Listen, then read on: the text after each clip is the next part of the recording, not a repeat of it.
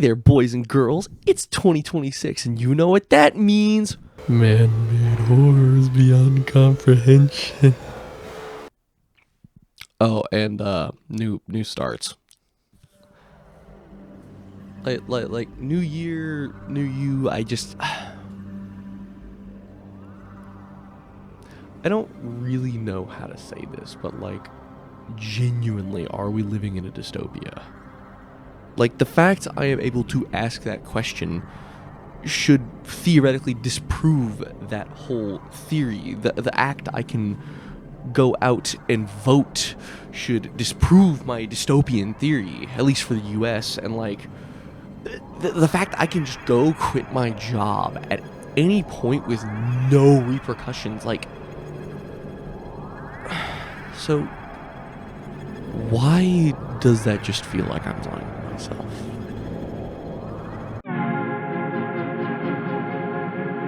Wages are at all-time lows, profits are at all-time highs, and housing has genuinely become so expensive they proposed a 50-year mortgage. Yeah, work harder than our grandparents and make less, and I know for the older generation that sounds really hard to understand. So, to put it into perspective, your minimum wage was $1.45 in 1970. Translating that to modern day dollars is about $12.50. I'll put the exact number up on the board. And yeah, my girlfriend got offered a $10 an hour job not even 2 months ago. Yeah. Keep in mind, minimum wage is still $7.25 right now. You don't see it often, but the fact you can still offer that is a little cuckoo for Cocoa Puffs, if you're asking me.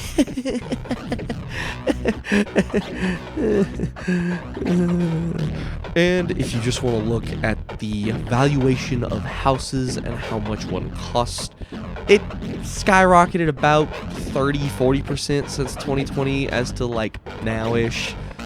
So I'm just not gonna own a home, and that's not a fun prospect to think about, since just renting alone around where I live costs about $600 to $800, and I'm lucky I split a house with a bunch of people, so I'm only paying like maybe $450, $500 a month. That's without utilities. Hope you don't get whacked on that.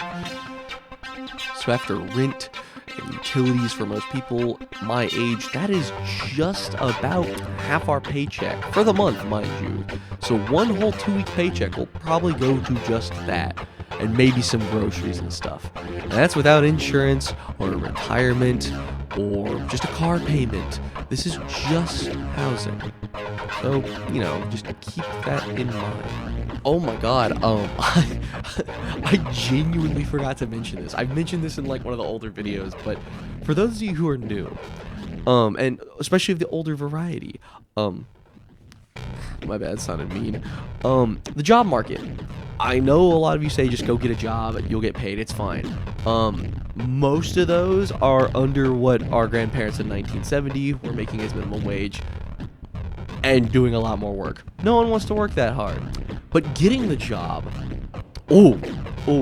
personal story time, since I don't want to dig through the numbers.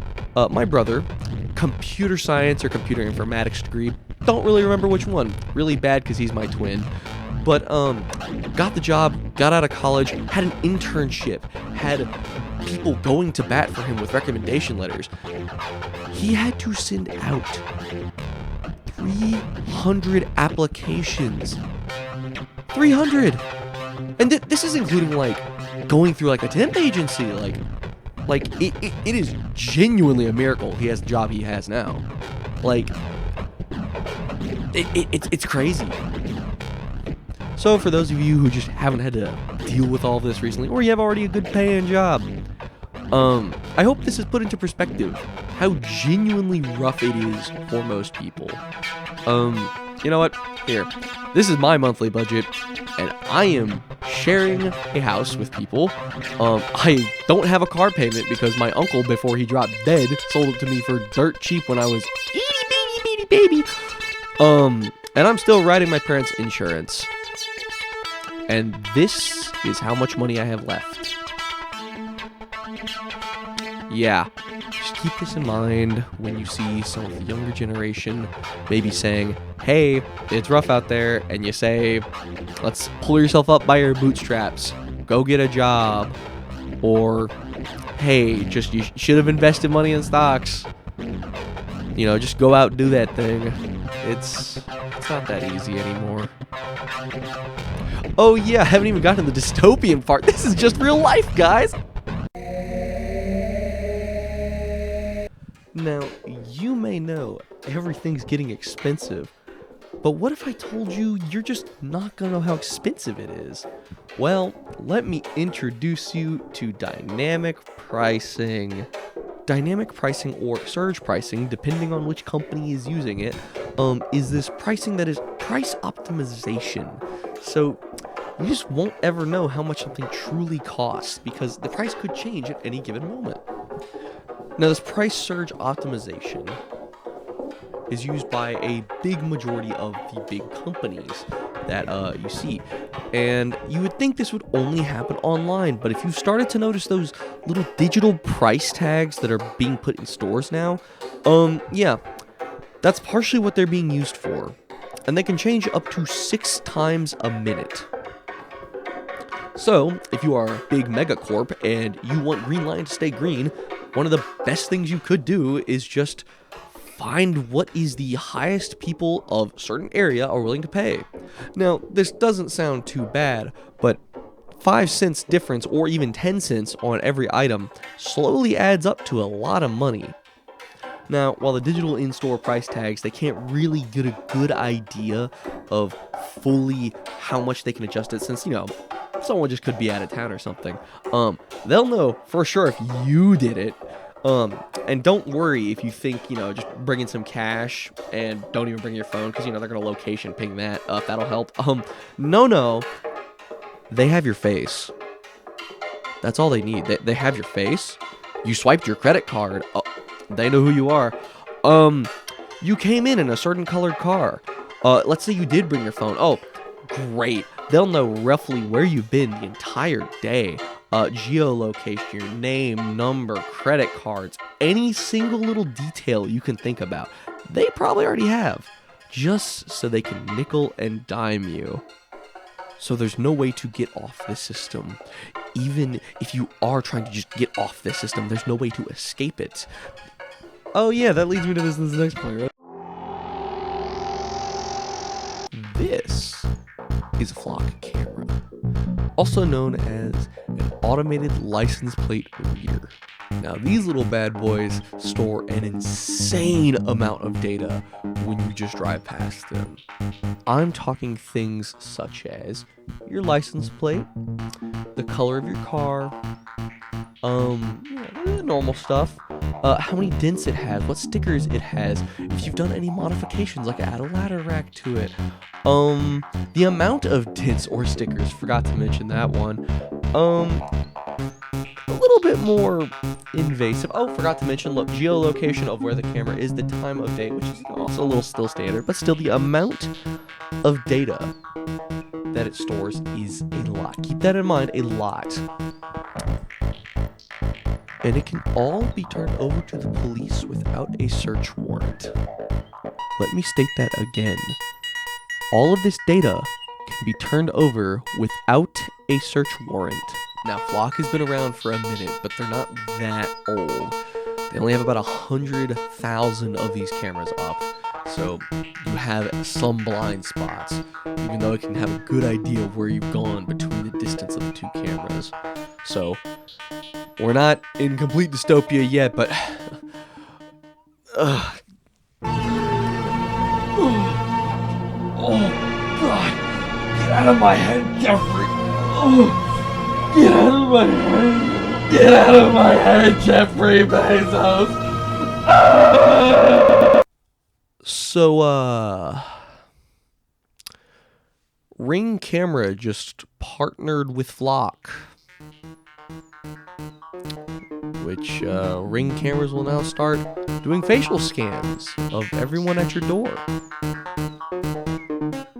Which means the company that can give away any camera footage used for license plate registry without a search warrant, keep that in mind, can now do this with any Ring camera.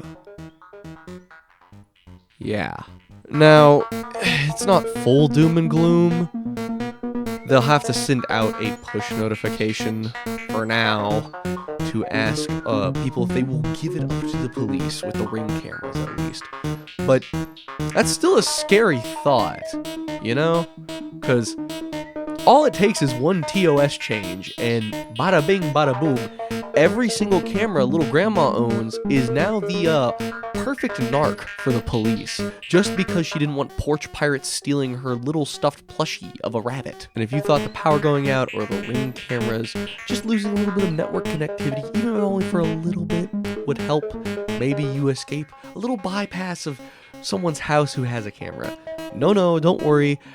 Amazon Sidewalk has you covered, which is a low latency Bluetooth interconnective network, which is opt-in if you own a Ring or an Alexa, and it covers 90% of the populated US. Hey, so now just going outside is going to feel like you're being watched 24/7, because you are being watched 24/7. And they know who you are if you go in the store. They know who you are if you just walk on the side of the road. They know what your car looks like. They know where you've been. They know your habits. And this is all thanks to the glorious, ingenious revolution of AI was supposed to take us into a new golden age, one in which we had a ton of more time to ourselves, while the machine was doing all of this monotonous, menial task we did not want to do. And with this new time, we were going to blossom into something new, something beautiful. Instead, we got generative slop videos and the easiest way to cheat on just about anything in all of human history. Yeah, you little bastards who cheated your way through college with ChatGPT, I'm looking at you. I think AI has the potential to be a wonderful tool for humanity. I think it could help us in many ways. I think a lot of the generative learning things are fascinating, but I think we're going too fast without thinking. And the problem is we can't put the brakes on this. If one country were to inherently put the brakes on this AI arms race, the other country will just inherently catch up or surpass it. It doesn't matter how many trees or forests or how many years from the planet they're burning in an instant. The AI race will continue. And that is something I've come to terms with. But if it's something that I think could be a tool that is useful for humanity, why is it that it's being used to micro-price my groceries to the exact penny I'll pay? Why is it being used to scan everywhere I go in my car, knowing exactly when and where I was every second of every day? Why is it being used to scan my face and put it in an algorithm that I didn't consent to? Why is this my future? Why is every bad thing that I just listed in this video done with AI? I don't know.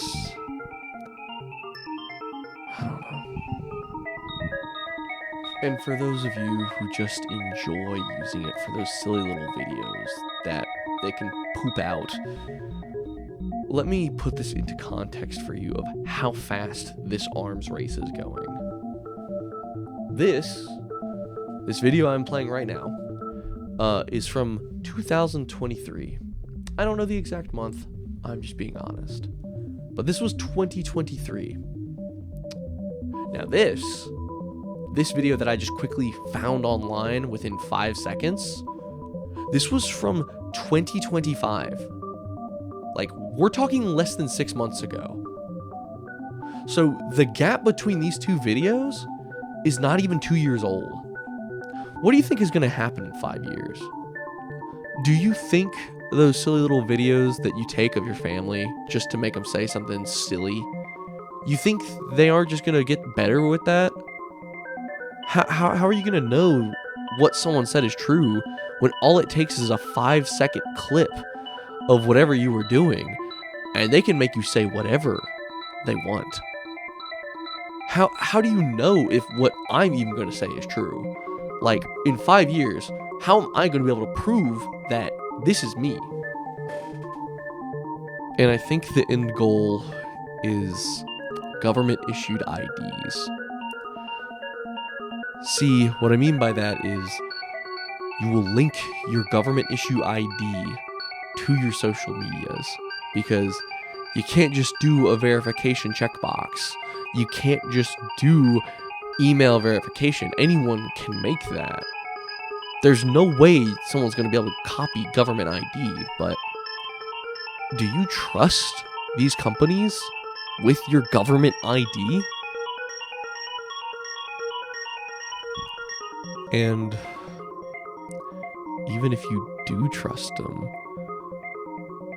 is the death of internet privacy, what little we even have left, what you want? Do you want every time you look up something to be linked exactly to your government ID? Any question, anything you do you want that tied back to you? I don't know what the future holds. Sitting idly by and trusting the older generation to make the world better doesn't seem to be doing much. But then again, is it truly their fault? Have we done anything to make the world a better place? I don't know. Why is it that, for me, I felt the only time things got good was it taking a silly little character from the Mario Bros. To throw around some Monopoly money from the 1%? Is it going to take us playing Fortnite with every politician or CEO to make the world better? I hope not. I don't want it to. Do I even have the right to make this, to talk about stuff? To want a different future than what I have right now? To want another job? To want things to be better? I mean, I have it better than most.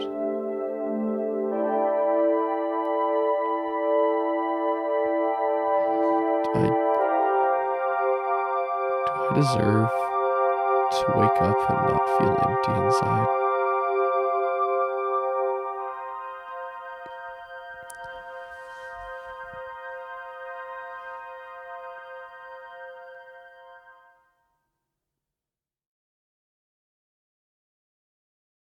Here I come, rougher than knuckles, the best of them, tougher than knuckles. You can